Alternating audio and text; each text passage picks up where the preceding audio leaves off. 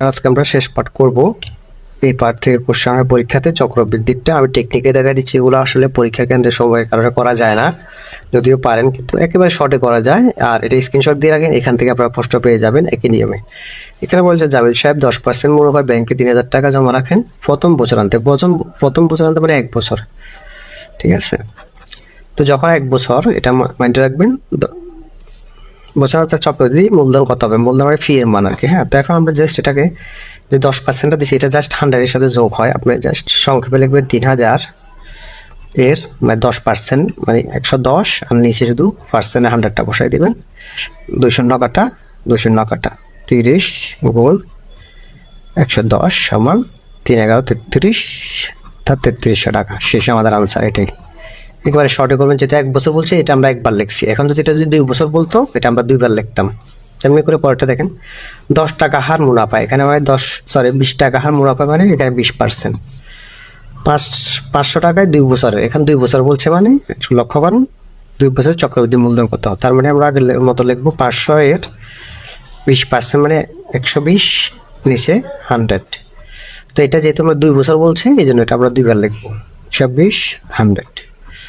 তাহলে আমরা 2 শূন্য পালাই দিলাম, এখানে 0 এখানে 0 গেছে, এখানে 0 এখানে 0 দিলে 5 গুণ 12 গুণ 12, অর্থাৎ এটা দিয়ে যখন গুণ করবেন 5 আর 144 সমান হবে 720। আমাদের আনসার হচ্ছে 720। বার্ষিক শতকরা 10% হারে, এখানে হার বলছে, মনে রাখবেন হারে 1000 টাকার হার মুনাফায় 2 বছর। বার্ষিক শতকরা 10% হারে 10,000 টাকার হার মুনাফা। এখানে এই দেখেন, অন্য কোনো কথা কিন্তু হার মুনাফার কথাটা থাকবে না। এই হার মুনাফার মানে এখানে যেটা মান বের হবে, এতক্ষণ যেটা মান বের হয়েছে সেটা মূলধনটা বেরিয়েছে, এখন এটার মান যেটা বের হবে সেটা হবে সুদে মূলে একসাথে টাকাটা বের হবে। এখান থেকে আমরা সুদটা বাদ দিতে হবে, দেন পরে আমরা মূলধনটা বের হয়ে যাবে। তাহলে জিনিসটাকে বুঝেন।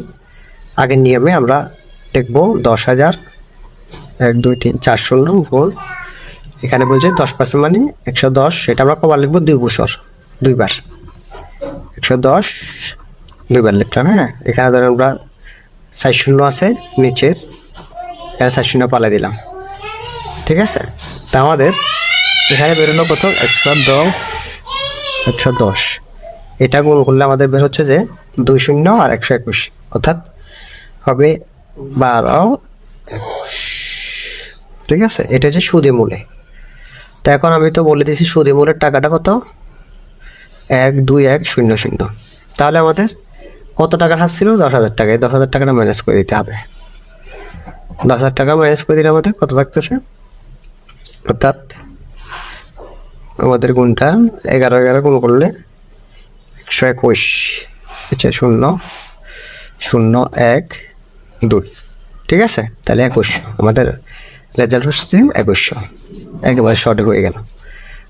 তাহলে বার্ষিক 10% মুনাফায় 8,000 টাকায় 3 বছরে, এটা যেহেতু 3 বছর বলছে, আমরা 3বার লিখবো। তাহলে 8,000টা লিখি, 8,000 গুণ 10%, এটা 10 100 গুণ 110 নিচে 100 আবার লিখবো, যেহেতু 3বার বলছে 3 বছর। তা আমরা 0 0 এখানে 2টা ফেলাই দিই, এখানে 2টা ফেলাই দিই, তারপরে এখানে একটা আছে ধরেন, এখানে এটা ফেলাই দিলাম, এটা ফেলাই দিলাম, এটা ফেলাই দিলাম, এখানে 2টা আছে, এটা গেল, এটা গেল, এটা গেল, এটা গেল। তাহলে 8 গুণ 11 গুণ 11 গুণ করলে আমাদের হবে 10,600 কত? এটা গুণ করলে এটা আসবে 10,648। এটা আমাদের আনসার। হ্যাঁ।